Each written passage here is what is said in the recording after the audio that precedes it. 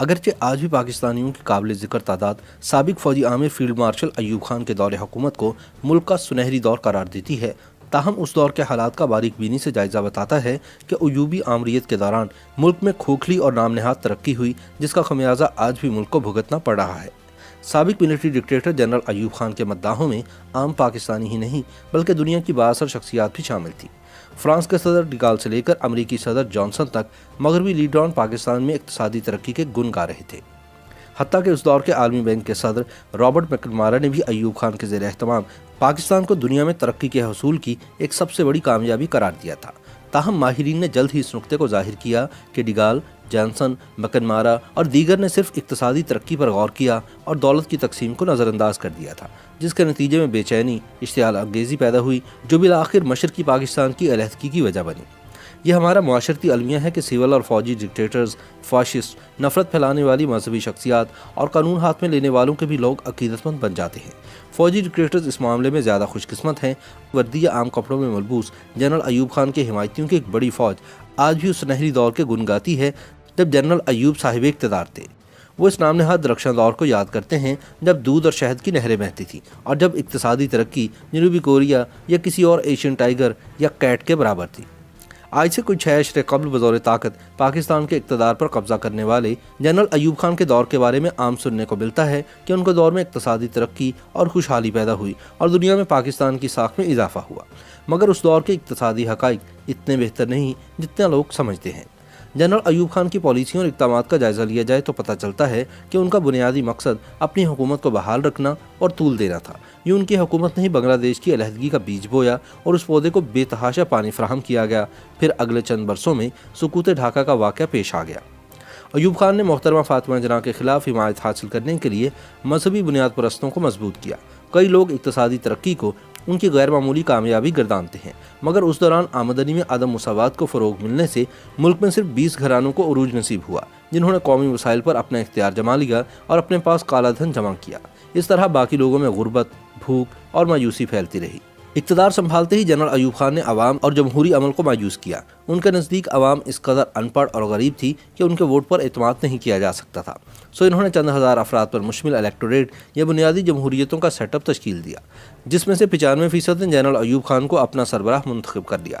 General Ayub Khan نے داخلی افراتفری کی صورتحال کا سیدھا ذمہ دار سیاستدانوں کو ٹھہرایا اور ان پر الزام عائد کیا کہ انہوں نے ذاتی مفادات کے لیے ملک کا سودا کیا۔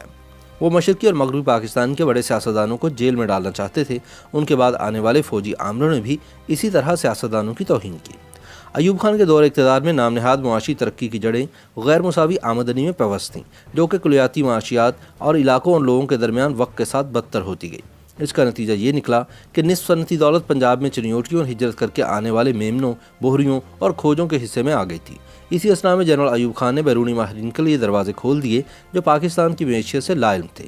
وہ لوگ جو ایوب خان کی حکومت کا دفاع کرتے ہیں وہ اس دور میں امن اور ہم آہنگی کی گمراہ کن یادیں وابستہ کیے ہوئے ہیں۔ سوال پیدا ہوتا ہے کہ اگر 60 کی دہائی میں اتنا ہی امن اور سکون تھا تو سن 1968 اور 69 میں پیدا ہونے والی بے چینی شدید اشتعال انگیزی میں کیسے تبدیل ہوئی؟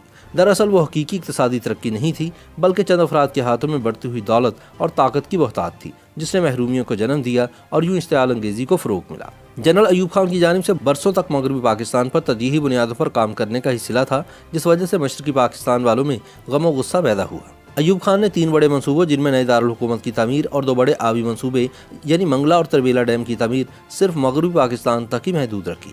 علاوہ ازیں جنرل ایوب خان نے کبھی بھی مشرقی پاکستان سے ایک بھی بھروسہ مند ساتھی نہیں رکھا، بلکہ ان کے تمام خاص آدمیوں کا تعلق مغربی پاکستان سے تھا۔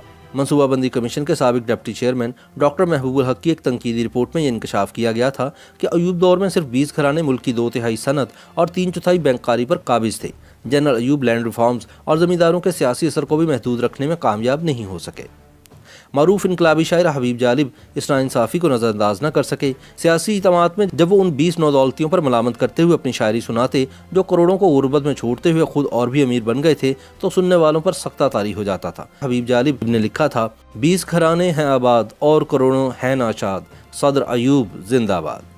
معاشرے کو جدید بنانے پر یقین رکھنے والے ایوب خان جلد ہی مذہبی قدامت پسندی کی لپیٹ میں آ گئے، کیونکہ پالیسی میں آنے والے اکثر موڑ نے اقتدار پر ان کے اختیار کو طول دیا۔ چونکہ جنرل ایوب نے سن 1963 کی قرارداد مقاصد کے اہم نکات جنہیں پہلے آئین سے خارج کر دیا گیا تھا ان کو بحال کیا، اس لیے سرفراز حسین انصاری نے پالیسی کو دوبارہ دستاویزی صورت دی۔